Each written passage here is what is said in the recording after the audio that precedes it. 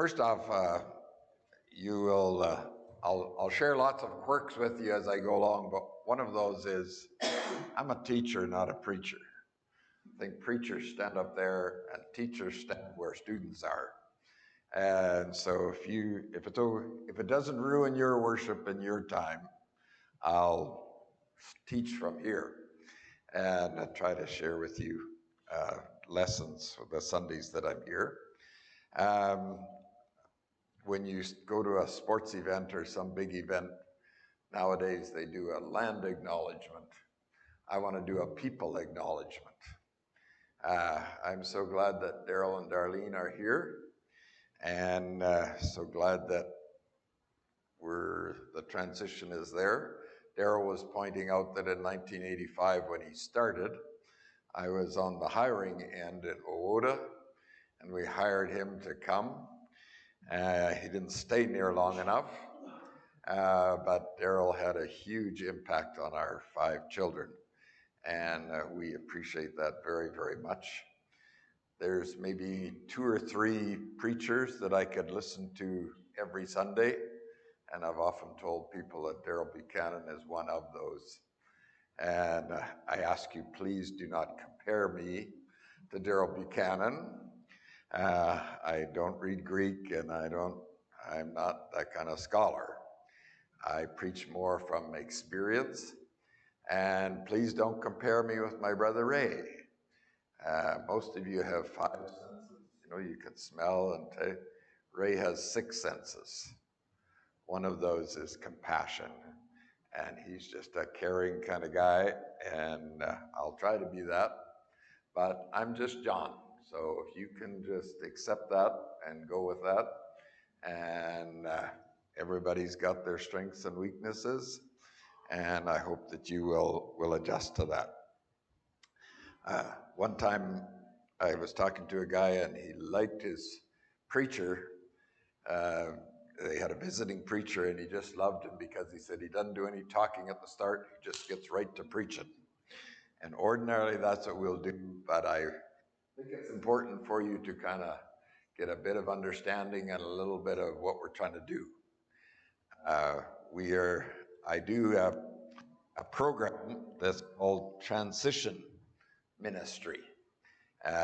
It's a whole different program. It's not just preaching the Sundays that nobody's here.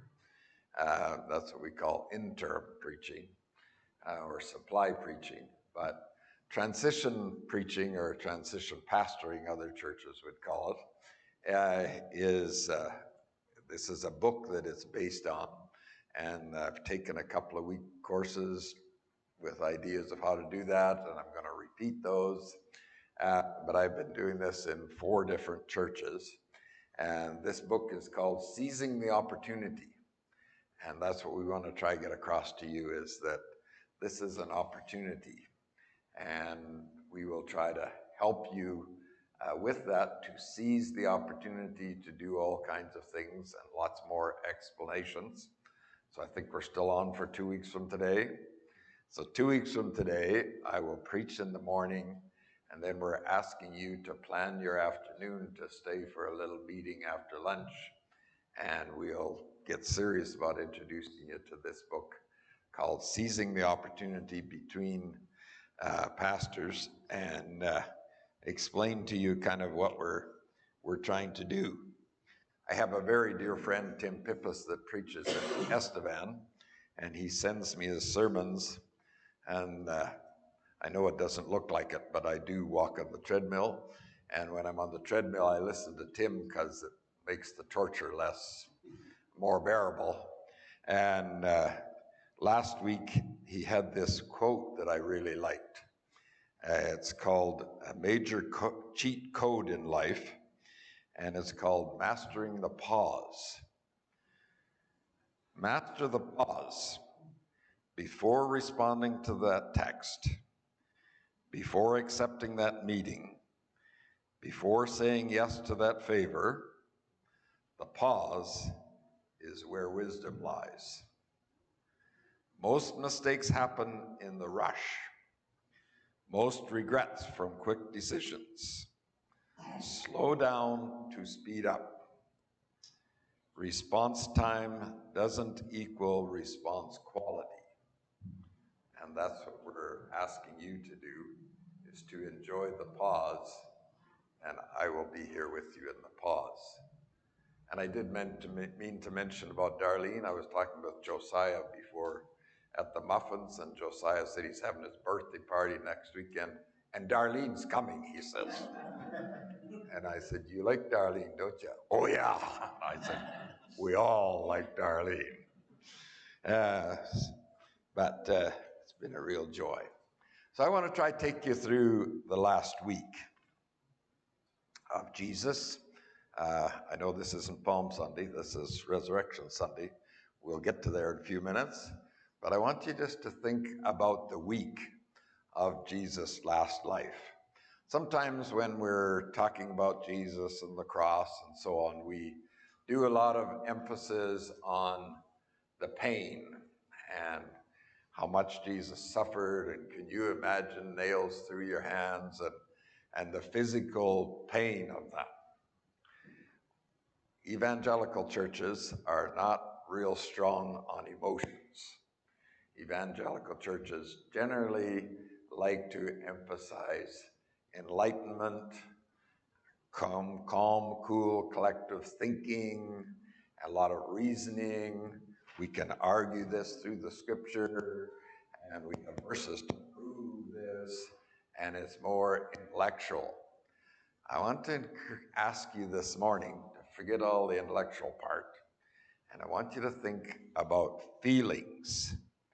And so I've called this, Here He Comes. If you read through Matthew 21 to 28, or the last part of John, he actually starts in chapter 12 with Jesus coming. So just about half of the book of John is all about the last week. This last week is really important stuff. And so it starts off with, Here He Comes, Palm Sunday last week, and then all of a sudden, here He is, and then He's gone, and then today He's back again. But I want you to think about Jesus and to think about the disciples and their emotions that week. Because emotions have a way bigger effect on us than any intellectual reasoning. I talked to or heard a doctor talking one time years ago about sexually transmitted diseases. And he said, we have educated people all about that. It has not made a bit of difference. The intellectual understanding of that has not made a bit of difference. What makes a difference with people's decisions is their emotions. And I want to encourage you that emotions are way more important than what we usually acknowledge. And if you really understand what they're going through that week, then you won't be so critical of the disciples, and you will have a deeper love for Jesus, for what's going on that week. I don't know if you've ever been really confused or not. Years ago, I used to referee basketball. I never saw basketball till I was in grade 11, and so it was way too late to learn to play basketball. But I loved the game, and I learned all the rules, and I did a lot of refereeing. So we were in Weyburn, and the Globetrotters came, the comedian guys. They can do all kinds of tricks. And so they were playing, and everybody was busy or away, and the guy organizing it asked me to referee the game. I said, well, it's not really a normal game. How do you, you just referee it just like normal, just same as you would any other game. And then when the Globetrotters came, I said, no, I understand you're going to do lots of tricks and stuff. So how do I referee? Just like normal, just referee it just like a normal game. Okay, that's my instructions from both teams. So I call traveling. When you travel, you stop the game. They're doing their tricks and they travel all over the place. And finally, this big 6'8" guy come at me and he says, "You are ruining our show." And I thought, I was scared stiff. I had fright. And I thought, I'm just told to do this. And it got worse as the game got on. I finally wanted to punch some of them. And then I wanted to run. I just wanted to get out of there. Just let me out of here. I was so confused because nothing is normal. And I want to suggest to you that the disciples were at that very same spot that I was at in the Globetrotter game. They are so confused. We think he's finally coming in on the donkey. He's finally going to do what we want to do. The people are happy. He can gather the crowd. We are off to beat off the Romans, and King David is back. And we are going to re-enter the glory days of King David. The disciples are so excited. Jesus moves into the temple and clears it out of to death. Yes! He is taking them all out of here. And then he goes back to teaching and arguing with the Pharisees. Why are you fiddling around arguing with them? Let's get with it. Let's clear this place out of Romans and take control. They're confused. And then they come to the night that Andre's taken us through with Sam, with when the Lord's Supper is introduced. He gets down and washes their feet. When you read that story, no wonder Peter is confused and says, "What on earth are you doing? King David don't wash feet. This is backwards. You're not going to do that with me." "Oh, yes, I am, or you're not part." Okay. Can you imagine the initial confusion of the poor guy and the disciples watching this happen? And then he says, "That's what I want you to do, is go around." We thought we were getting the swords and we're going after it. You want us washing feet? Like, they are totally confused. And then he introduces what we call communion that we just celebrate. By the way, whoever made that bread, that is good tasting stuff. It makes communion so much better.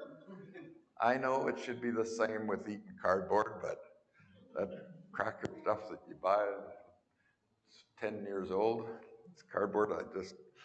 Okay, don't think about the cardboard, think about Jesus. But it's much easier when the bread's good, so thank you. But when you think about Jesus introducing that to them, there are people today, probably some of you, who believe that that bread actually becomes Jesus' real body. My father believed that bread became Jesus' actual body, and the juice actually became Jesus' blood. There are other people who say, no, it's symbolic, it's representative of, it's a symbolic thing. I shared this in a sermon a little while ago, a month ago, this debate back and forth with that. And afterwards at potluck, one person sat me down. It is absolutely the literal blood and body of Jesus. And another person sat me down a few minutes later and said, it is absolutely not the literal. There's no magic that happens. It's just symbolic. That is the right way. We don't even understand it. Can you imagine those poor disciples? They have no idea of the resurrection coming. They have no idea of church coming. We have 2,000 years of history and we still don't understand it. They would not have a clue what Jesus was doing that night. This is my body and this is my blood. The poor disciples, they took it. What on earth? We're doing the Passover. What are you doing, Jesus? And then they go out to the garden. Okay, he's off to the garden. We'll go with him. And then they come and they're going to arrest him. Peter says, okay, we're off to defeat the Romans, pull out the sword, whack Malchus's ear off. Jesus said, no, no swords. It is totally understandable that poor Peter is so confused. He's just like me trying to referee the basketball game, only worse. This is big stuff, basketball game, little stuff. This is huge. Poor Peter is so confused. It is no wonder. When your emotions are all out of whack, we do stupid stuff. That's when you make mistakes.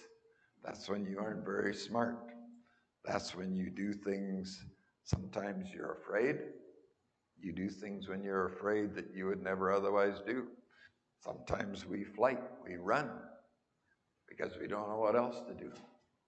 And sometimes we fight, because we don't know what else to do when our emotions are all out of whack. And the poor disciples are exactly in that spot where normal is not normal anymore, and they have no idea what they're supposed to do. So let's just kind of go through the week. The disciples' emotional week. Chapter 21 in Matthew, they're so excited because that's what they're doing. They're instructed to go get the donkey, and they think freedom is coming. Freedom from the Romans, freedom from the Pharisees, and the donkey, put their coats on the donkey, and everything is wonderful. And they have a lot of comfort. Their emotion is comfort. They are comfortable. We think we know what we're doing. We think this is going to happen, and so they're praising. But then he clears out the temple, and he comes to the fig tree. It's not even the season when the figs are supposed to be there, but Jesus curses the fig tree. Like, what are you doing, Jesus? It's not even fig season. They are totally confused. The Pharisees ask him for authority, and he doesn't even answer them. You're King David. Give him an answer. Tell him to shut up. Jesus doesn't even answer their question. Poor disciples are totally confused. And then chapter 22 and 23, he gives them the teachings about the tenants and stewardship. And okay, he's busy teaching some more. We're not sure why. We should get on with the army, but he's teaching. And then he comes to chapter 24, and he's got us all confused. I preached at a church a couple of months ago, and the guy was sure that he had chapter 24 figured out. He was sure that Israel destroying 65,000 Palestinians, demolishing them in the last few months, was God demolishing them, from Zephaniah chapter 2, from Matthew 24, because end times were coming. I said, really? That's not my God. But they're sure they got it figured out today. Can you imagine how confused the disciples were in that day? They had no idea what on earth he's talking about. They are totally confused. We're still confused. And then he comes to chapter 26, and he's arrested, and they just, oh my goodness, this is not going the way we thought it was going to go. Let's get out of here, because this is hopeless. And so they run. It's no wonder that they ran, because they're totally confused. And then they're afraid. They want to fight, because Jesus has always protected them, looked after them. They've been with them for 3 years. These are not uncommitted people. These are disciples that have followed Jesus for 3 years. They have been totally committed, dropped their jobs, dropped everything. I've never dropped my job to go follow Jesus. These people are totally committed to this. Don't ever look down or despise or think, what on earth was Peter doing? Why would Thomas be doubting? They're just totally confused because the emotions are all out of whack. And then they are alone. Peter is alone. And he denies Jesus 3 times. Because when you are alone, you do some really dumb things. One time in a graduate education class, when I was working on my master's degree, they had an education research project, nothing to do with religion, just had to do with how people make decisions. And they had an extensive experiment that they did with peer pressure and how that makes people decide things. And they just drew 2 lines. There's line A, and they had line B at a different angle that was a little bit longer, but you could see it was longer. And they brought in people from outside that had not seen it, and they had the lines on the board, brought in people one at a time, and the leader said, when I bring the person in, then I want all of you to say the wrong answer. Line B is a little bit longer, but I'm going to ask the person which is longer, and you are all going to say, line A, line A. But line B is really the right one.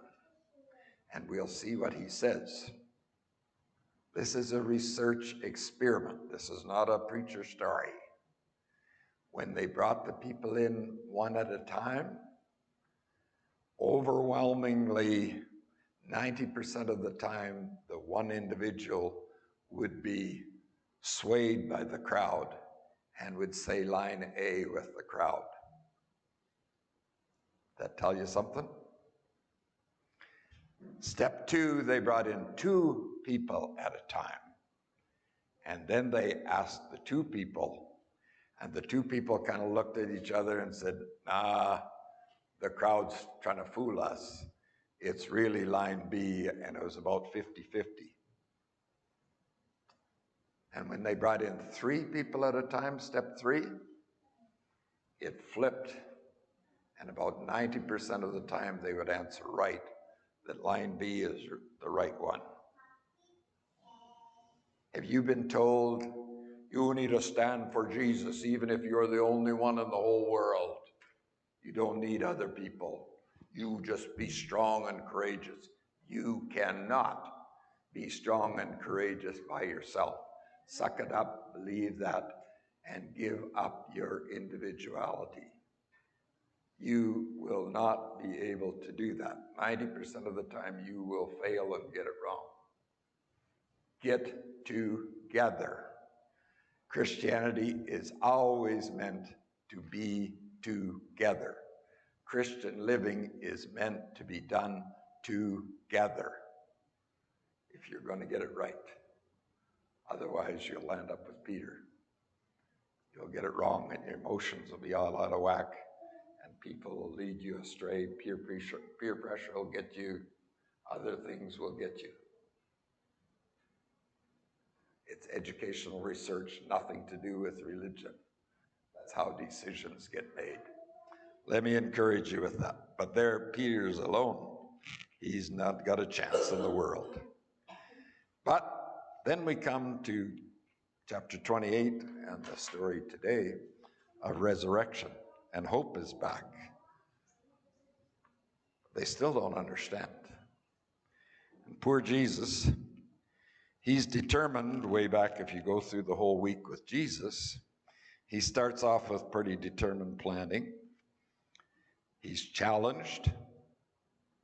Then he's pretty defensive. The disciples get after the lady who pours the perfume on his feet. Jesus gets pretty defensive of her. She's done what she could. Jesus looks after her. But he's challenged by the disciples who don't understand. Then Jesus has chapter 26, the memorial that we celebrated, has communion, and he shares with them. But then he goes into the garden, and Jesus is in emotion. This is serious stuff. Jesus is not worried about the pain. We think, oh, the pain would be awful. In 2007, I went to the Philippines for 3 weeks. We were there over this Easter week. 42 people that weekend had themselves nailed to the cross physically for half an hour. They take them down after half an hour, they recover and live. You can stand the physical pain. That's not Jesus' problem here. He's not worried about the physical pain. He's worried about all of the emotional stuff. He's worried about the sin stuff. He's worried about everything that's going to happen to him here. It's way more than the physical nails through his hands. Instead, Peter denies him. Can you imagine? Peter's been with him for 3 years, made all kinds of promises, and then I don't even know him. You ever had somebody do that on you? I had a guy this week say, I had a friend and he took me to church, but then he told other people lies about me, and he was the First Nations guy, and he said he switched on me. He denied that he knew you. Yeah. The pain in his heart was terrible. You imagine Jesus' pain in his heart when Peter denies him and the emotions that brings. The aloneness when his disciples have deserted him. And the accusations from the false witnesses. The humiliation of spitting and slapping. I think if there was a good reason, I think I could join those 42 Filipinos who did the physical pain. Boy, when people spit on me and slap me, I just want to punch them. There's emotions there. I don't know if I could handle that part. The mocking, and then the crucifixion, and then the if he really was. If you can't do anything about it, you can accept things way better. But this is the Son of God we're talking about. If he wants down from the cross, he can get down anytime he wants. The mocking, if you're really the Son of God, then save us. That would have got me. I don't like it when people challenge my if. And then he dies, and he says, it's finished. And then he's in Joseph's tomb. And imagine the relief when he's resurrected. 3 days, morning. I'm guessing that Jesus could not stop smiling. Mary saw him. This is relief, renewed. He's going home. Isn't it fun to go home? Jesus is just about ready to go home, back to the Father. But the poor disciples, they're confused. First chapter of Acts. Okay, are we ready to set up the kingdom now? No, I'm going back to heaven. Still don't get it. Poor disciples are confused. They're overwhelmed and doubtful. But I want you this morning to think about you. The disciples recover, and they carry on faithfully. And that's why we're here today, 2,000 years later, because the disciples carried on faithfully, despite all the up and down and the confusion and everything. They hung in there. And I'm guessing this morning that every single one of you have a lot of things going on inside your head and inside your heart that are pretty confusing. I have a really good friend who gave up his faith during COVID. Because if God can do everything, he can get rid of this, and I can go back to Arizona where I really want to be. And he gave up. He came to my breakfast Bible study for 6 years every Thursday morning. Went to church and everything, and he gave her all up because God wouldn't get rid of COVID. He was confused. I don't know if it's not COVID. That's past. But there's other stuff in your life. Kids haven't turned out like you hoped they would.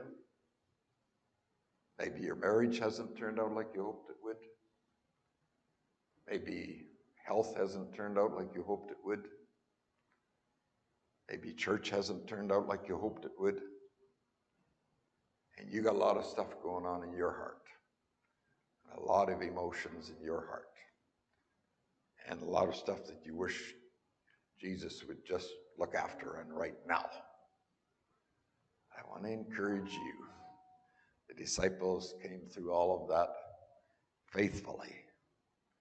And I want to encourage you that your job today is to come through all of that faithfully.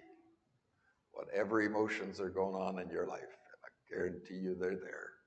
Everybody's got them. We just fake on Sunday morning. How are you? I'm great.